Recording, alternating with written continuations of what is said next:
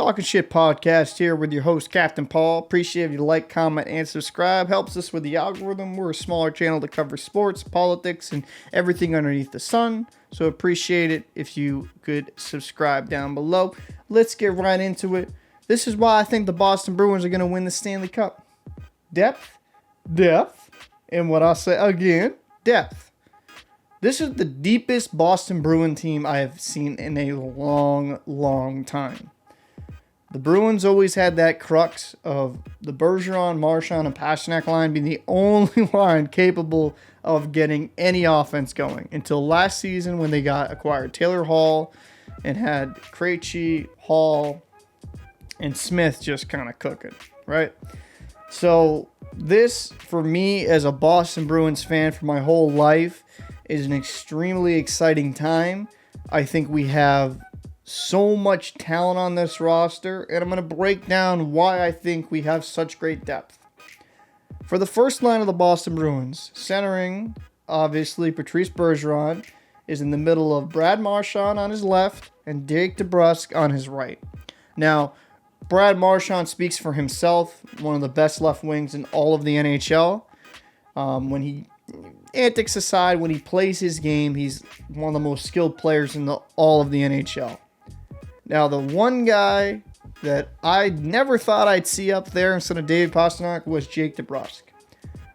That was a key move by Cassidy to break up that line, put Pastrnak down on that second line because it added more scoring depth. And to be fair, as someone that's never been a fan of Jake Debrusk, I thought he's taking nights off.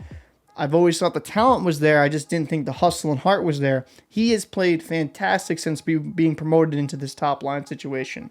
He's essentially playing for his hockey life. I think he realized that. He got duly rewarded with a 2-year, $4 million per year contract, total of 8, obviously. And he benefited from his hard work. Now, to say, do I think he'll be here next season? That's to be determined. But Jake Debrusk has filled in that slot and has done better than I ever thought he would. Showed a little bit of scoring touch. He's used his legs, which has always been something I thought he had in him, and hustle to just set up some plays and really grind down there. Now, the second line, you have Erik Haula, centering Taylor Hall and David Pastrnak. The one weak link you could say on the Boston Bruins is their second line center. But to be fair to Erik Haula, just like he did when he was with the Vegas Golden Knights, he has stepped up into a situation when he was elevated and has played extremely well. You have 2 all-star wingers, so that definitely helps you in Taylor Hall and David Pastrnak.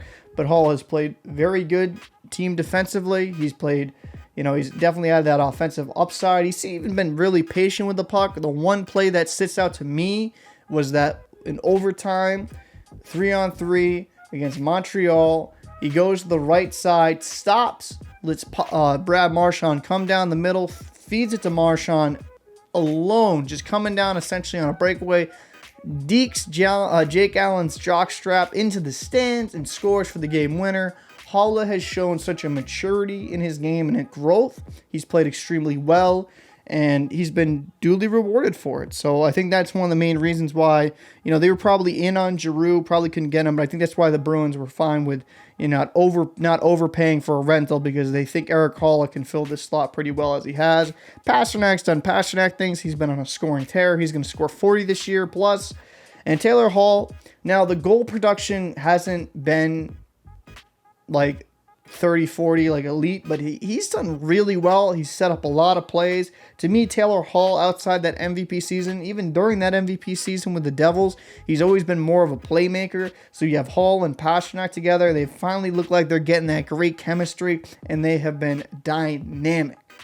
Now, the best third line in hockey, in my opinion, is Charlie Coyle centering, Craig Smith, and Trent Frederick. Charlie Coyle was tried at that second line spot, right? That second line center spot wasn't, he did okay, did serviceable. Just wasn't for him. I think that third line is perfect where he belongs. Maybe a slight overpay for a third line center, but I'm fine with it. You have Craig Smith, who's been a good point producer, has done well. And the one guy that has surprised me probably the most on this roster is the growth of Trent Frederick. He's always had the big physical body, willing to throw mitts, willing just to grind it out, but he is showing some good offensive upside, using his length and strength to set up plays.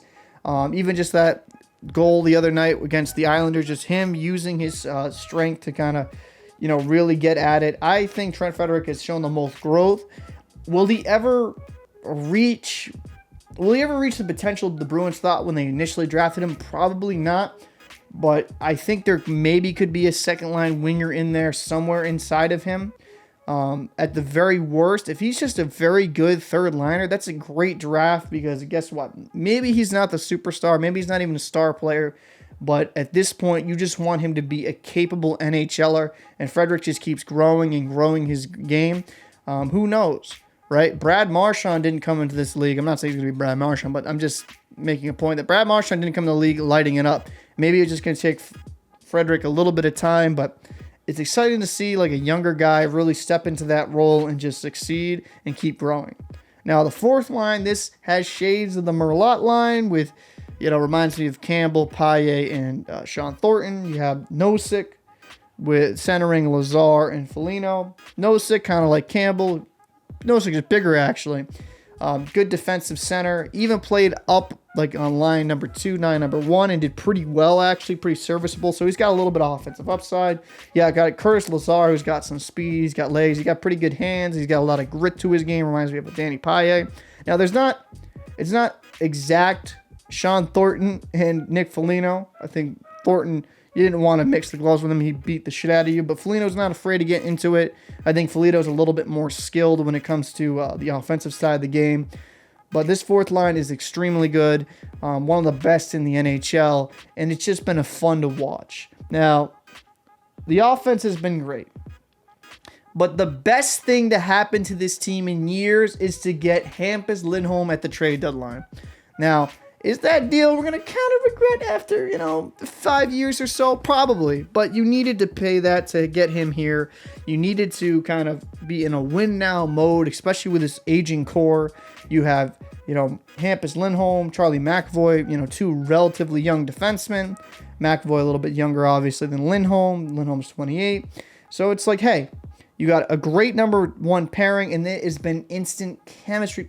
Oh, chef's kiss. It's been beautiful to watch. I think it's been exciting for me as a Bruins fan, watching Lindholm and McAvoy just absolutely decimate the competition, make it extremely difficult to score.